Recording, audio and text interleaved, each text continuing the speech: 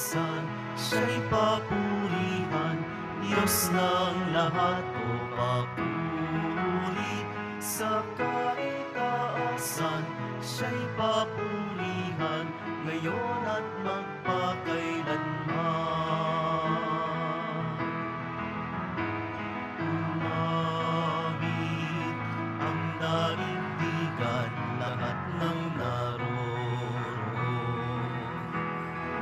Umawit ang sangkatauhan, purihin ang Panginoon. Papuri sa kaitaasan, siya'y papurihan, Diyos ng lahat o papuri. Sa kaitaasan, siya'y papurihan, ngayon at magpakailanman.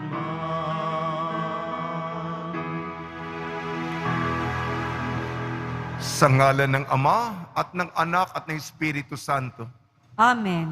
ang pagpapala ng ating Panginoon Kristo, ang pag-ibig ng Diyos Ama, at ang pakikipagkaisa ng Espiritu Santo na may suma inyong lahat.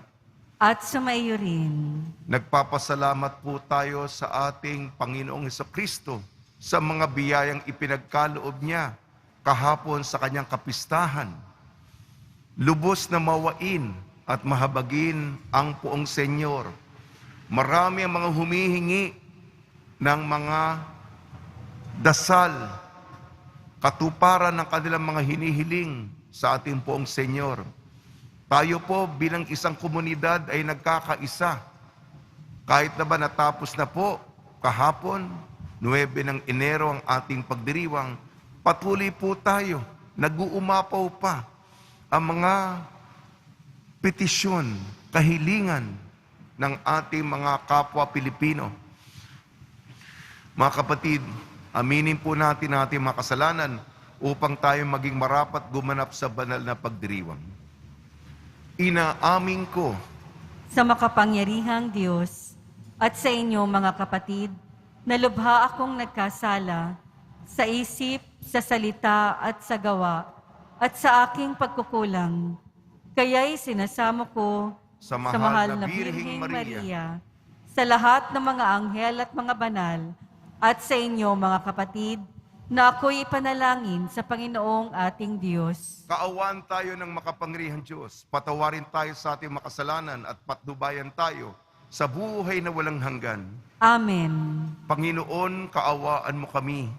Panginoon, kaawaan mo kami. Kristo, kaawaan mo kami. Kristo, kaawaan mo kami. Panginoon, kaawaan mo kami. Panginoon, kaawaan mo kami. Manalangin tayo.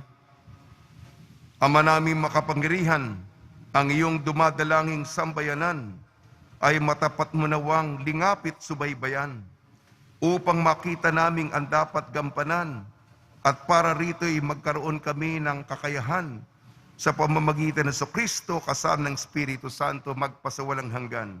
Amen. Ang simula ng aklat ni Samuel. Sa Ramataim Zophim, isang maburol na lugar sa Ephraim, ay may nakatirang lalaki na Elkana ang pangalan. Siya'y anak ni Jeroham at apo ni Eliu na anak ni Tohu na apo ni Zup na Efrateo. Dalawa ang asawa ni Elkana, sina Ana at Penina. May mga anak si Penina, ngunit si Ana ay wala.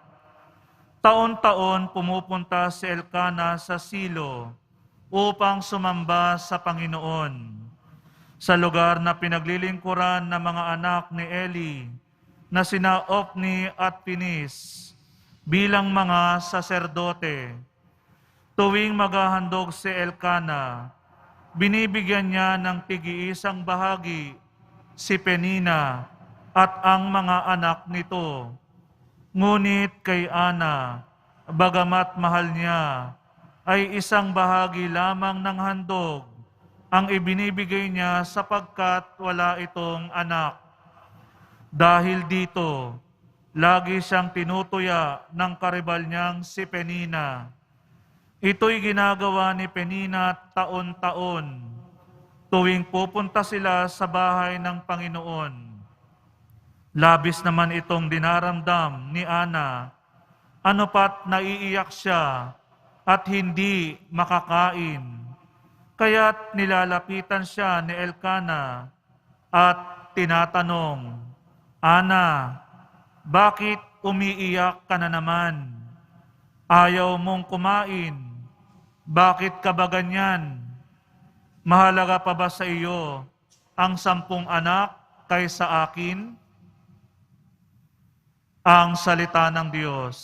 Salamat sa Diyos. Maghahandog ako sa Diyos ng pagpupuring malugod. Maghahandog ako sa Diyos ng pagpupuring malugod. Sa Diyos ko't Panginoon, anong aking ihahandog? Sa lahat ng kabutihan nasa akin ay kaloob. Ang handog ko sa dambana ay inumin na masarap bilang aking pagkilala sa ginawang pagliligtas. Maghahandog ako sa Diyos ng pagpupuring malugod. Sa tuwinang magtitipon ang lahat ng kanyang hirang, ang anumang pangako ko ay doon ko ibibigay. Masakit sa kalooban ng poon kung may papanaw. Kahit ito ay iisa, labis siyang magdaramdam. Maghahandog ako sa Diyos ng pagpupuring malugod. Kapag nagsasama-sama ang lahat ng iyong hirang, sa templo sa Jerusalem ay doon ko ibibigay. Ang anumang pangako kong sa iyo ay binitiwan. Maghahandog ako sa Diyos ng pagpupuring malugod.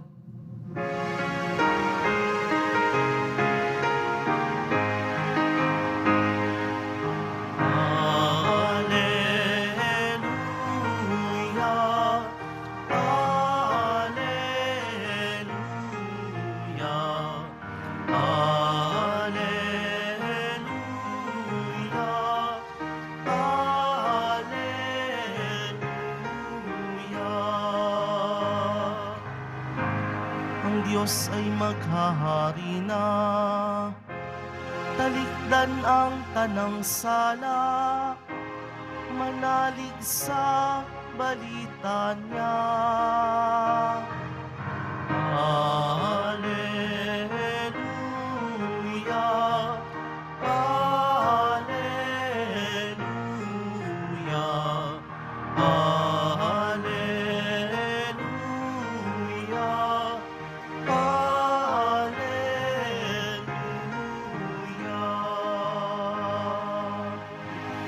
Sumainyo ang Panginoon.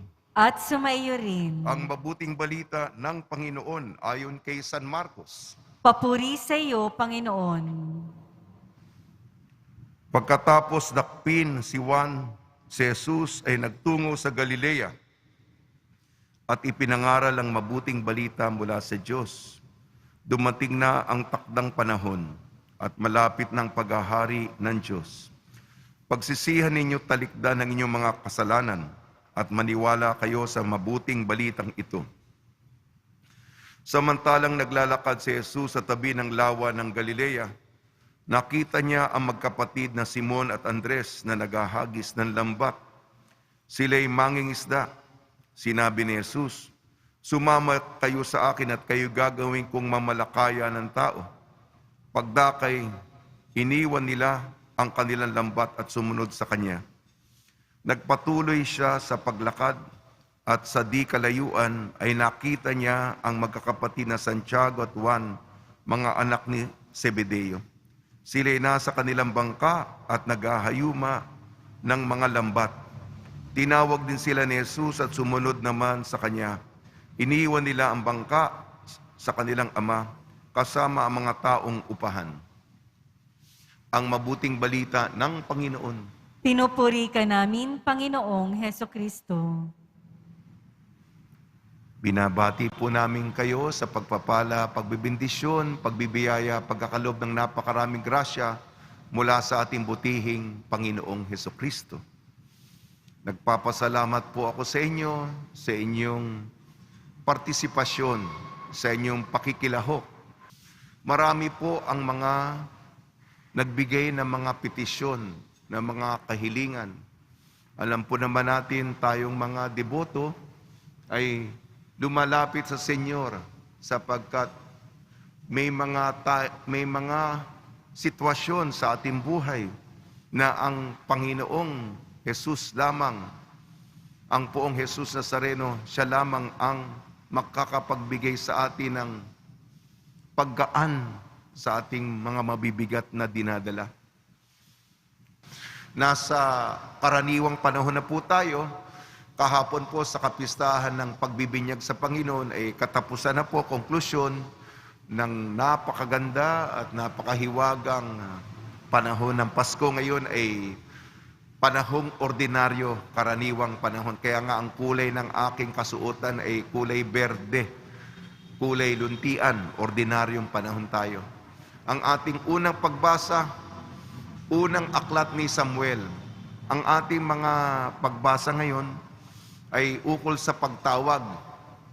Kasi hindi na naging magandang halimbawa yung mga namumuno. Hindi na. Malayo na sila sa puso ng Panginoon.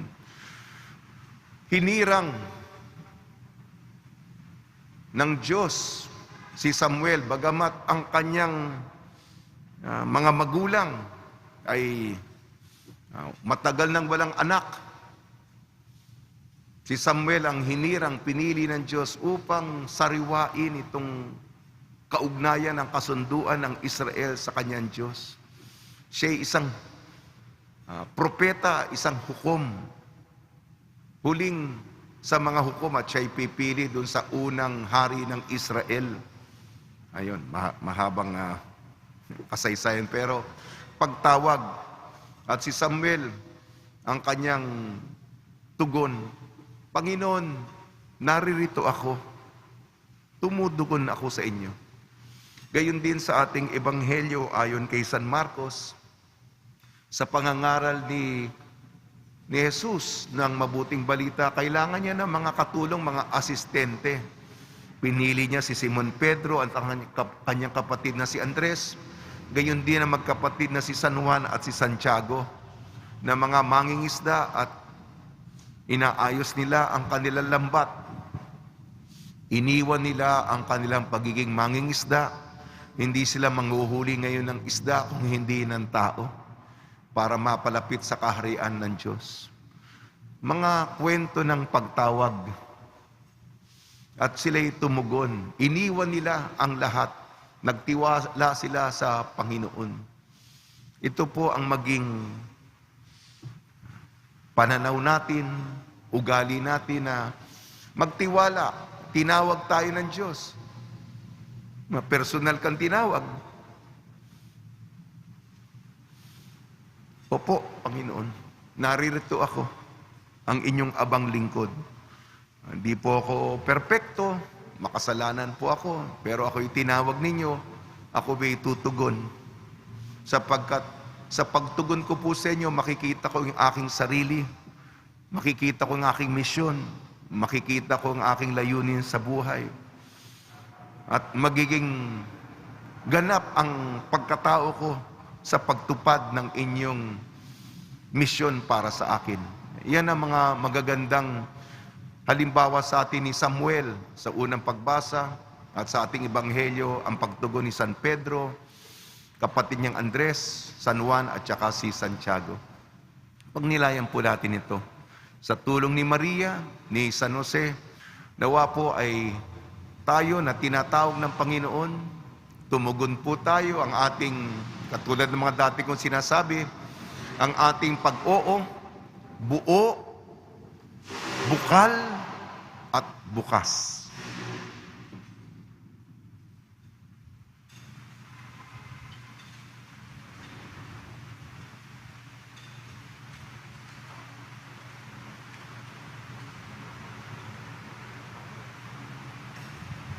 Minamahal ko mga kapatid, bilang bayan na hinirang ng Diyos, iluhog natin sa ating Ama ang pangangailangan ng lahat ng tao. Tugon po natin, Panginoon, dinggin mo ang aming panalangin.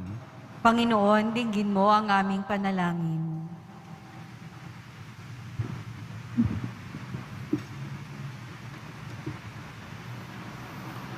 Ang mga pastol ng simbahan na tinawag ng Diyos upang mamalakaya ng mga tao naway makaharap sa mga hamon ng pagbabago. Manalangin tayo. Panginoon, dinggin mo ang aming panalangin. Ang mga misyonero naway maging mga mabisang tagapagpahayag ng Ebanghelyo sa pamamagitan ng pagsaksi ng kanilang buhay. Manalangin tayo. Panginoon, dinggin mo ang aming panalangin. Ang mga hinirang ng Panginoon sa paglilingkod sa Kanya, naway bukas loob na makatugon sa Kanyang tawag. Manalangin tayo. Panginoon, dinggin mo ang aming panalangin. Ang mga may sakit, mga nalulumbay, mga nababagabag at yaong mga naghihirap sa isip at kalooban, naway hipuin at pagalingin ng Panginoon. Manalangin tayo. Panginoon, dinggin mo ang aming panalangin. Panginoon Diyos, gawin mo kaming karapat-dapat na isakatuparan ng alinmang gawaing nais mong gawin namin sa pamamagitan ng lakas ng aming Panginoon sa Kristo. Amen.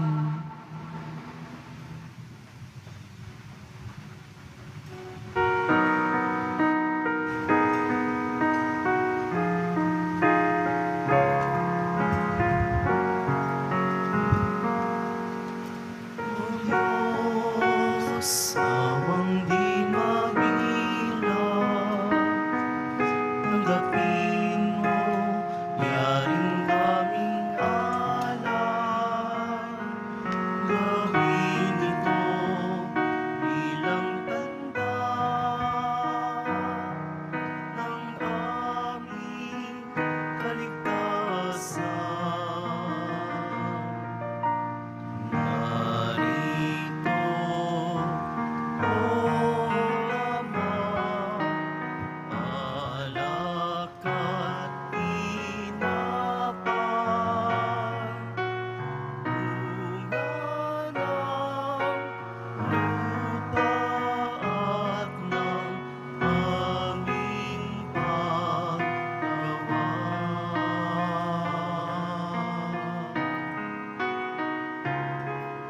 O Diyos, awang di mabilang,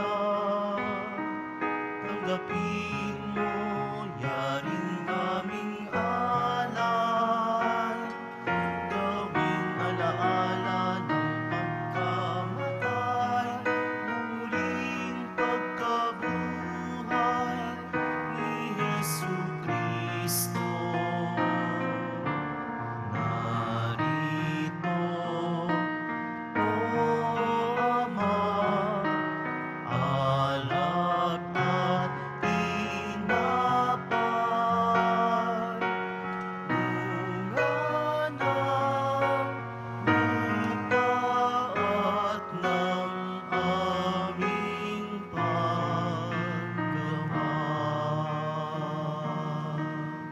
Manalangin kayo mga kapatid upang ang ating paghahain ay kadugdan ng Diyos amang makapangyarihan.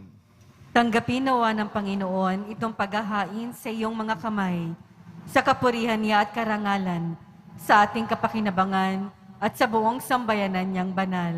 Ama naming lumikha, ang paghahain ito ng iyong sambayanan ay iyong marapating ngayong paunlakan. Pakundangan dito, mapasa amin nawa ang iyong kabanalan at ang masugid naming dalangin ay iyong pagbigyan sa pamamagitan ng Kristo, kasama ng Espiritu Santo magpasawalang hanggan. Amen. Sumainyo ang Panginoon. At sumaiyo rin. Itaas sa Diyos ang iyong puso at diwa. Itinaas na namin sa Panginoon. Pasalamatan natin ang Panginoong ating Diyos. Marapat na siya ay pasalamatan. Ama naming makapangyarihan, tunay nga marapat na ikaw ay aming pasalamatan. Sa iyong paglingap at kagandang loob ang tao'y nilikhamot, pinangasiwa sa sansinukob. Sa hangad mong siya'y iwastong lubos. Siya'y pinagdusa mo sa kanyang pagtalikod. Sa iyong paggiliw, iyong ipinahintulot na makabalik siya sa pamamagitan ni Kristo Jesus. Kaya kaysa ng anghel na nagsisiawit ng papuri sa iyo nang walang humpay sa kalangitan, kami nagbubunyi sa iyong kadakilaan.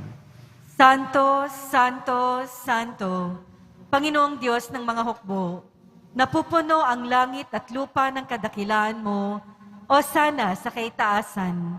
Pinagpala ang naparirito sa ngalan ng Panginoon, o sana sa kaitaasan.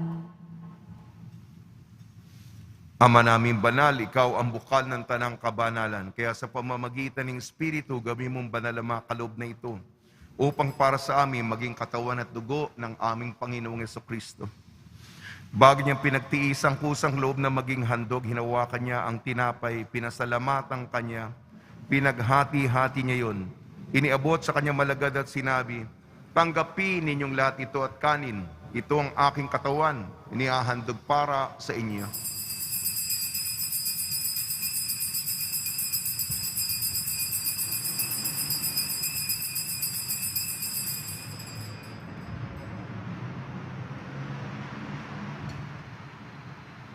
Gayon din naman ang matapos ang hapunan, hinawakan niya ang kalis, muli kanyang pinasalamatan. Inibot niyang kalis sa kanyang malagad at sinabi, tanggapin ninyong lahat ito at inumin itong kalis ng aking dugo, ng bago at walang hanggang tipan. Aking dugo na ibubuhos para sa inyo at para sa lahat. Sa kapagpapatawad ng makasalanan, gawin ninyo sa pag-alala sa akin.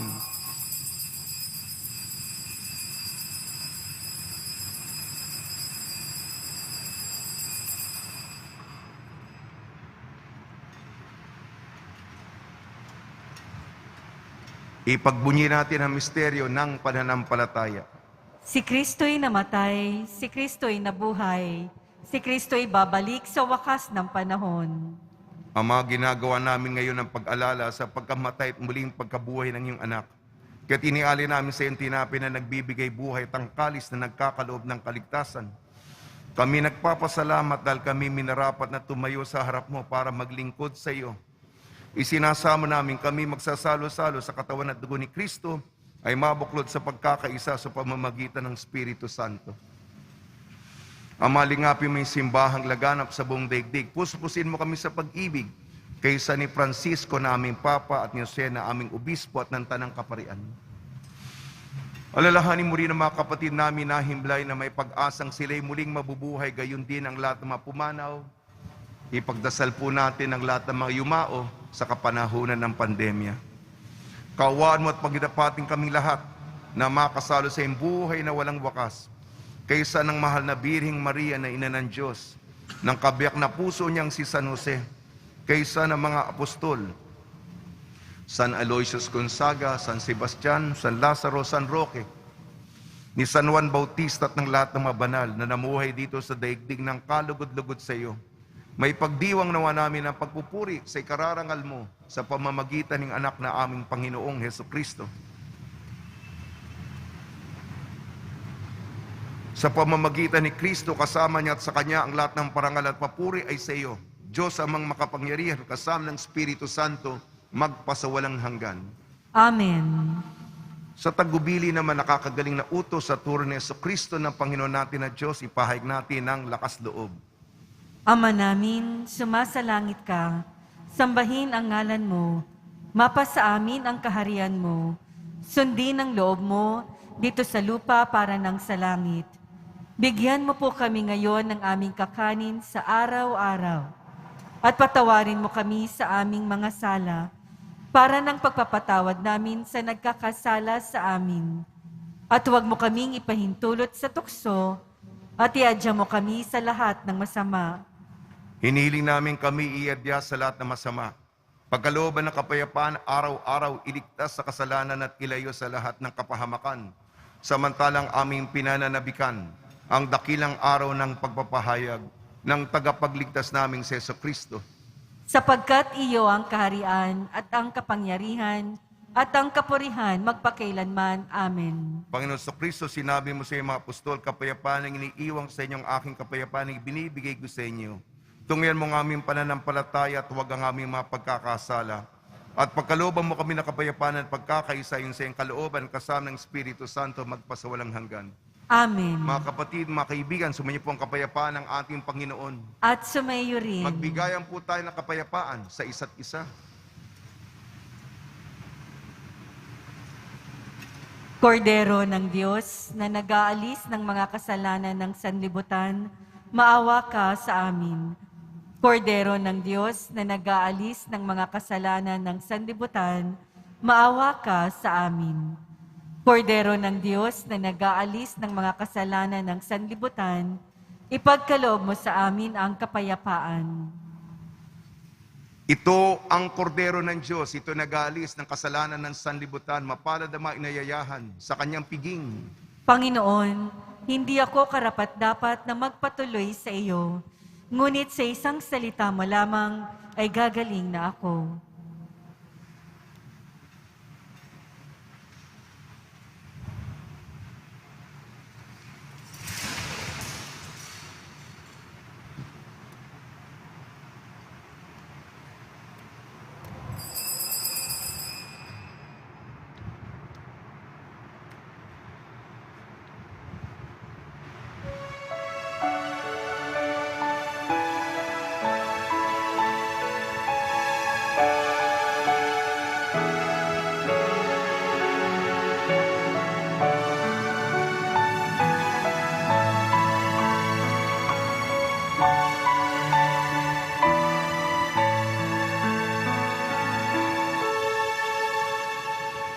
O Diyos ng aking buhay, awa po tayo. Ingatan ang iyong bahay, minsan ay ilayo.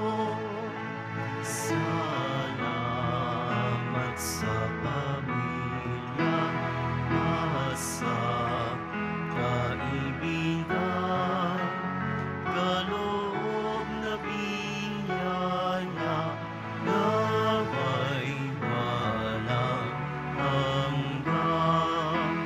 May sakit pagalingin, hirap ay mapawin. Amin pong panalangin, langit ay mabawi. Tayo ay mapabilang sa kaharian niya. Araw ng bagong silang, bukan ng biyaya. Kapiling si Maria, pati si San Jose, anghel na masasayang, apostol na 12. Senyor, purihin ka rin nasa trono, kanyang alay sa paligid, Viva Nazareno.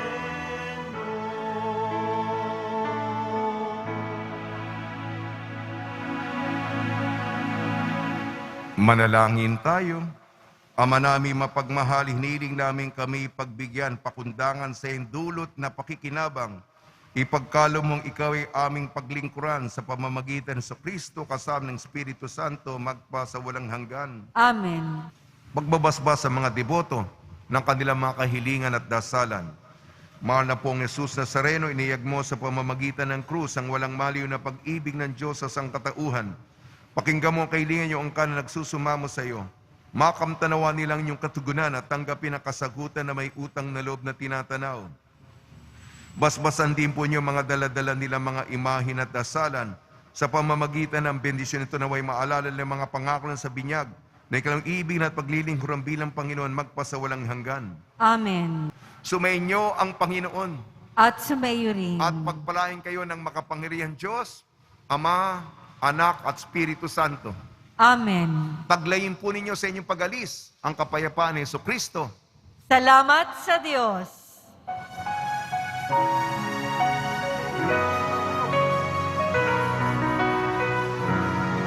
Sa